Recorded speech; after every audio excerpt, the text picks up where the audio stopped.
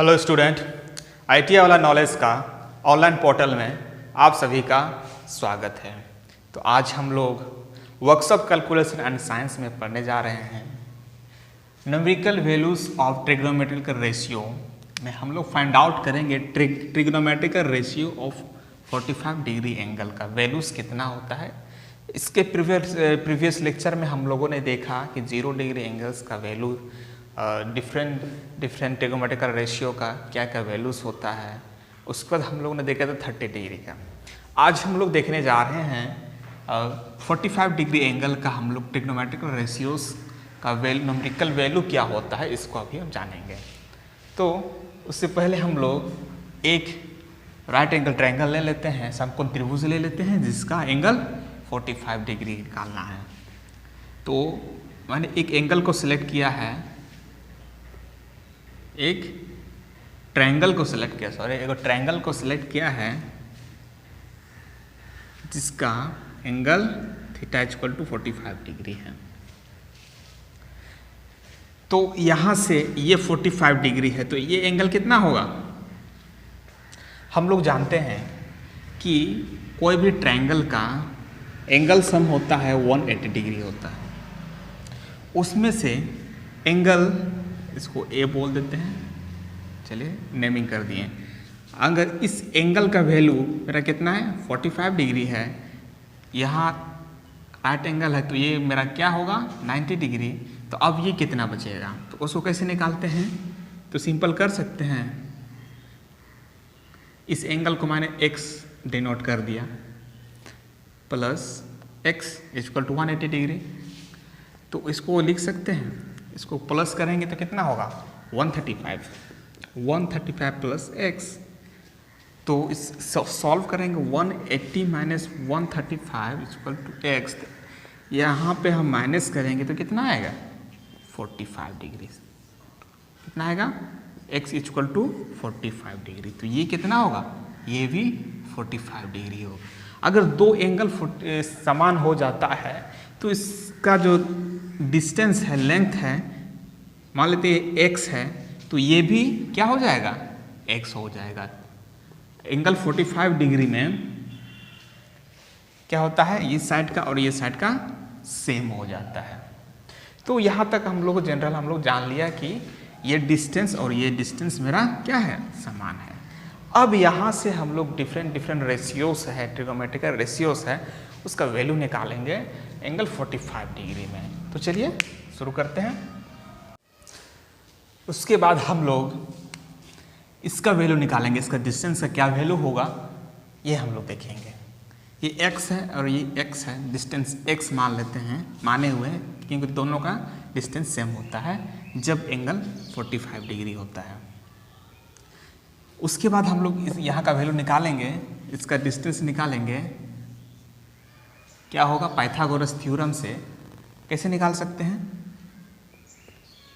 AB square plus BC square equal to AC square. Pythagoras theorem से क्या होता है, AB square plus BC square equal to AC square.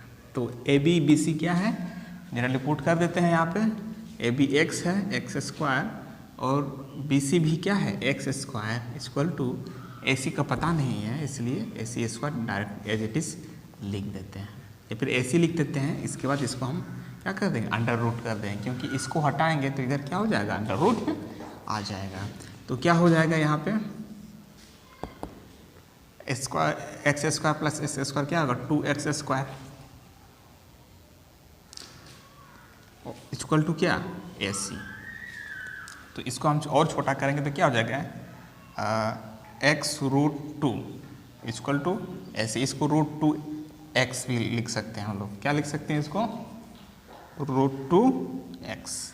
तो इसका value क्या है, रूट 2 इंटू एक्स। यहाँ तक समझ में आ गया। अब हम लोग डिफरेंट ट्रिग्नोमेट्रिकल रेशियो का 45 डिग्री एंगल में वैल्यूज, न्यूमेरिकल वैल्यूज को देखेंगे। हम लोग क्या देखेंगे, न्यूमेरिकल वैल्यू को। तो सबसे पहले शुरू करते हैं। आपको पिछले वीडियो में हम बताया था कि साइन, कॉस, टेन, इसको हम लोग एक सिंपल एक ट्रिक बताया था याद करने के लिए कि साइन इक्वल टू क्या होता है, कॉस इक्वल टू क्या होता है, टेन इक्वल टू क्या होता है, उसको फिर से हम बता दे रहे हैं।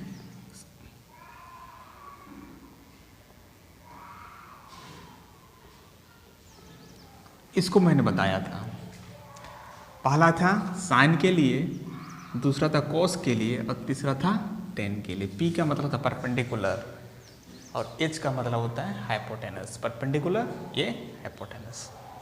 तो हम लोग निकालेंगे वैल्यू साइन 45। साइन 45 डिग्री कितना होगा? साइन हम लोग जानते हैं साइन क्या होता है, पी बाय एच, लंब बाय कन। पी क्या है? परपेंडिकुलर। कितना है इसका? x। और h क्या है? h है √2 इंटू एक्स। तो क्या हो जाएगा? x x कट गया, 1/√2। साइन 45 का वैल्यू कितना? ट्रिग्नोमेट्रिक रेशियो का वैल्यू होता है, ट्रिग्नोमेट्रिक का रेशियो का वैल्यू होता है 1/√2। उसी प्रकार हम लोग कॉस का भी निकालेंगे। किसका निकालेंगे? कॉस 45 डिग्री इक्वल टू क्या होता है? कॉस इक्वल टू क्या होता है? b/p। b क्या है? बेस। बेस क्या है? x। उसके बाद b/h, b/h। कॉस का क्या है ये? b/h। h क्या है? √2 टाइम्स इंटू एक्स। तो इसका भी वैल्यू क्या हो जाएगा? 1/√2। क्या होगा? इसका भी वैल्यू होगा 1/√2। उसके बाद हम लोग टेन का वैल्यू निकालते हैं। टेन 45 डिग्री क्या होता है? p/b, परपेंडिकुलर क्या है? x। उसके बाद b क्या है? x। तो x/x equal to 1। Tan 45 equal to 1। उसके बाद हम लोग कोसेक, सेक और कोट का वैल्यू क्या होता है? सबका इन्वर्स होता है। कोसेक साइन का इन्वर्स होता है, कॉस सेक का इन्वर्स होता है, या कॉस का इन्वर्स सेक होता है। टेन जो होता है कॉट का इन्वर्स होता है, या कॉट टेन का इन्वर्स होता है। तो जैसे इसको इन्वर्स कर देंगे तो कोसेक का वैल्यू भी मेरा क्या हो जाएगा? आ जाएगा। इसके 1/√2 का इन्वर्स क्या होता है? √2। तो कोसेक 45 डिग्री का, कोसेक 45 डिग्री का वैल्यू क्या होता है? √2। उसी प्रकार बाकी को भी इन्वर्स करते जाएंगे और मेरा वैल्यू मिलते जाएगा। उसके बाद हम लोग नेक्स्ट देखेंगे एंगल 60 डिग्री। अब हम लोग देखेंगे trigonometrical ratio of 60 degree angle. इसका क्या क्या न्यूमेरिकल वैल्यूज होगा ट्रिग्नोमेट्रिक रेशियो का, इसको अभी हम लोग निकालेंगे। इसके लिए सबसे पहले हम समबाहु त्रिभुज को सिलेक्ट करते हैं। जिसका समान भुजा हो उसे हम क्या बोलते हैं? समबाहु त्रिभुज। और समबाहु त्रिभुज का क्या होता है? तीनों साइड इक्वल होता है और एंगल तीनों का कितना होता है?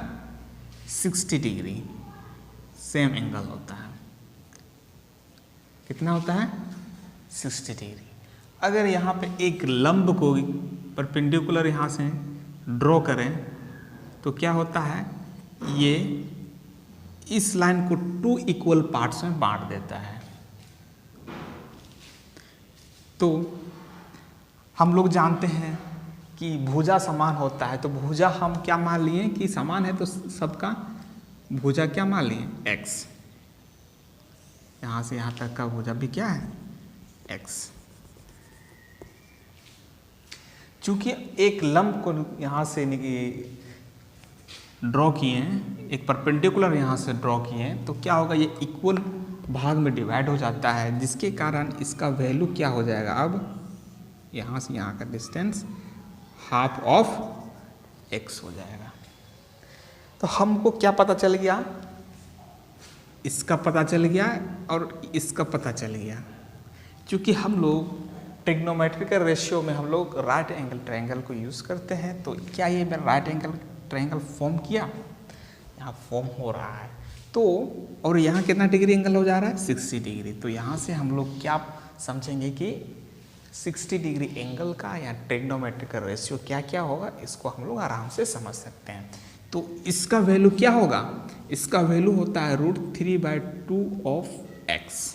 क्या होता है, √3/2 ऑफ x। इसको हम लोग कैसे निकालें, इसको हम लोग निकालते हैं पाइथागोरस थ्योरम से। पाइथागोरस थ्योरम क्या होता है, इसका डिस्टेंस का स्क्वायर प्लस इसका भुजा का, इसका भुजा का स्क्वायर प्लस इसका भुजा का स्क्वायर इक्वल टू ये भुजा का स्क्वायर। तो वहाँ से अगर निकालेंगे तो ये मुझे क्या मिलेगा, √3/2 of x।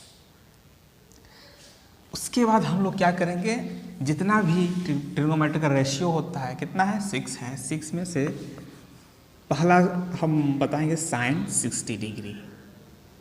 Sign 60 degree, sine का ट्रिग्नोमेट्रिक रेशियो को कैसे लिखते हैं भुजा में, परपेंडिकुलर बाय हाइपोटेनस। परपेंडिकुलर क्या है, ये है, हाइपोटेनस ये है। तो परपेंडिकुलर मेरा कितना है, √3/2 ऑफ x और हाइपोटेनस क्या है, x।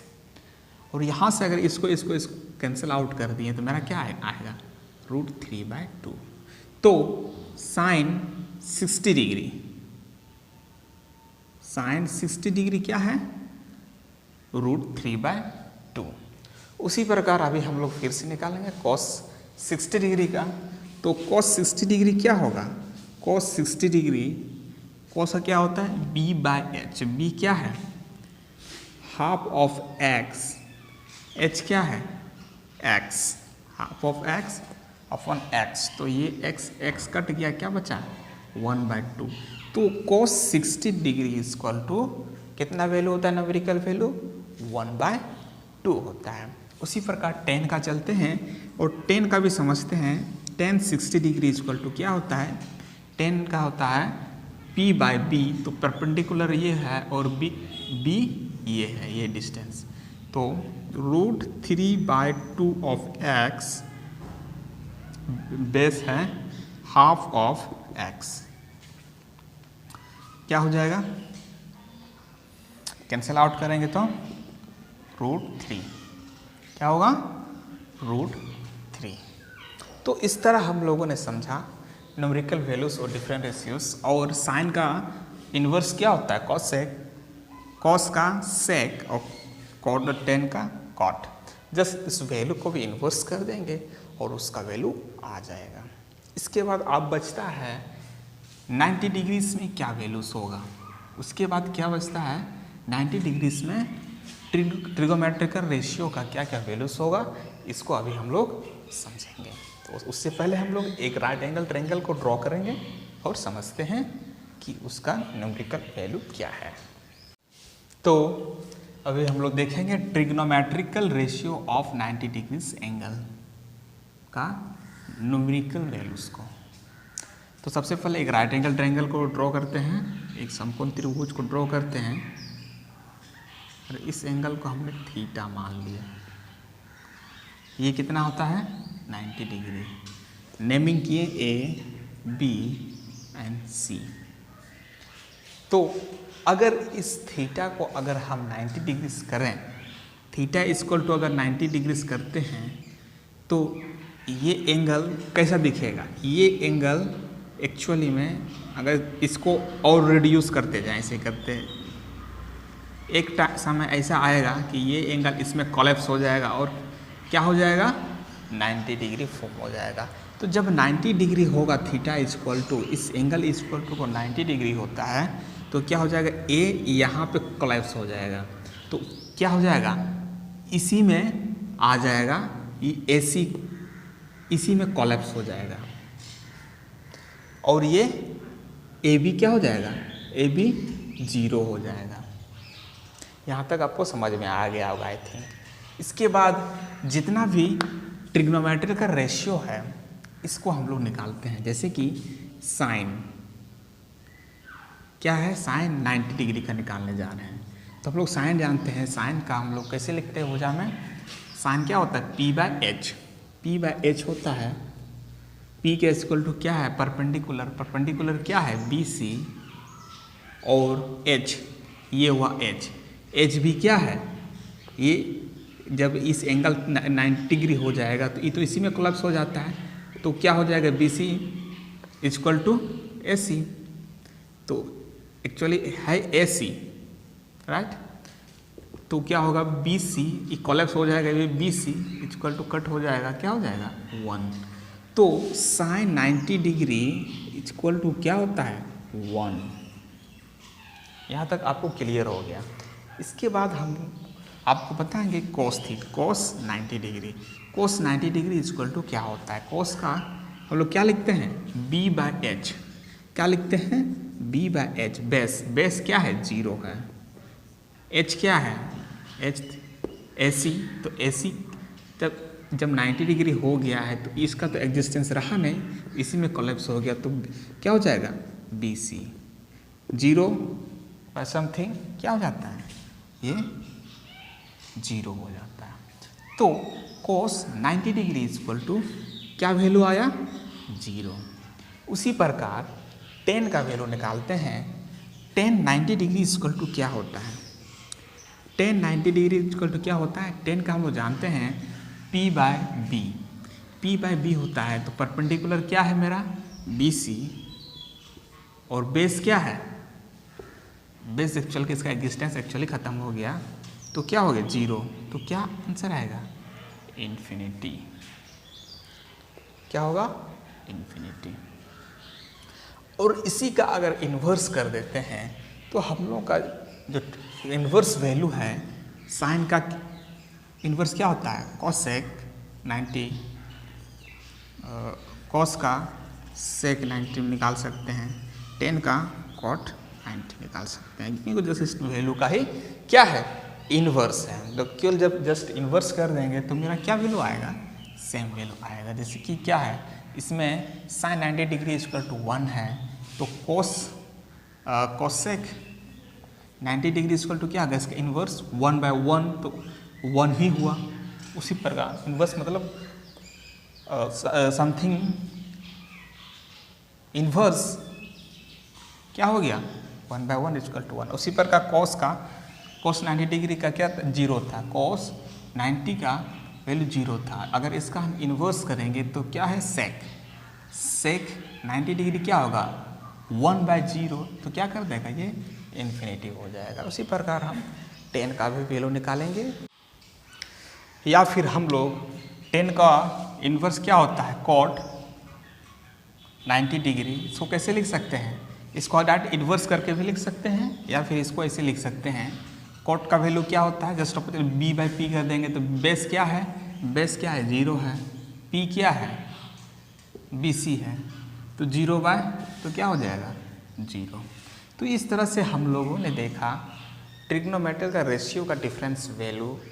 अब हम इस वैल्यू को आपको हम एक तालिका के रूप में दर्शा देंगे और दर्शा दे रहे हैं, जिससे आपको फुल नॉलेज एक ही साथ आपका पूरा वैल्यूज़ को यहाँ शो करेगा, और इसको आप लोग याद कर लीजिए।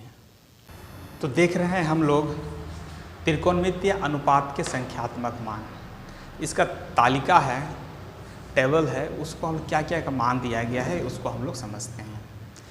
सबसे पहले इधर से दिया गया है आपको क्या क्या कोण है, कोण 0 डिग्री 30 डिग्री 45 डिग्री 60 डिग्री और 90 डिग्री, और इसका ये साइड रहा आपका साइन, ये है sine cos tan cot sec and cosec, और उसका वैल्यू को यहाँ पे दर्शाया गया है। तो चलिए उस वैल्यूज़ को देखते हैं क्या क्या दर्शाया है, इसको हम लोग समझते हैं क्या क्या दिया गया है।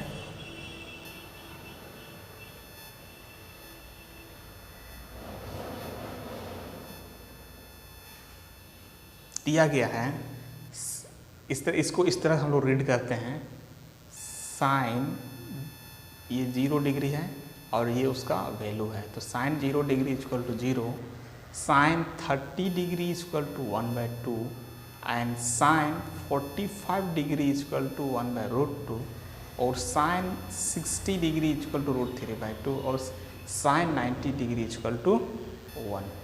इस तरह करके ये वैल्यू दिया गया है। उसी प्रकार कॉस 0 डिग्री इक्वल टू 1 और 30 डिग्री इक्वल टू √3/2 और 45 डिग्री इक्वल टू 1/√2 और cos 60 degree equal to 1/2 and cos 90 degree equal to 0। उसी प्रकार आपका जितना सारा वैल्यू है आपका स्क्रीन में दिख रहा है। ये टेबल आप लोगों को याद कर लेना है और जितना भी ट्रिग्नोमेट्री से रिलेटेड क्वेश्चन है, वैल्यूज से रिलेटेड क्वेश्चन रहेगा, इसको हम सॉल्व कराएंगे और इस टेबल का किस तरह यूज़ होगा इसको भी उस क्वेश्चंस के माध्यम से समझाएंगे। तो आज की क्लास के लिए इतना ही।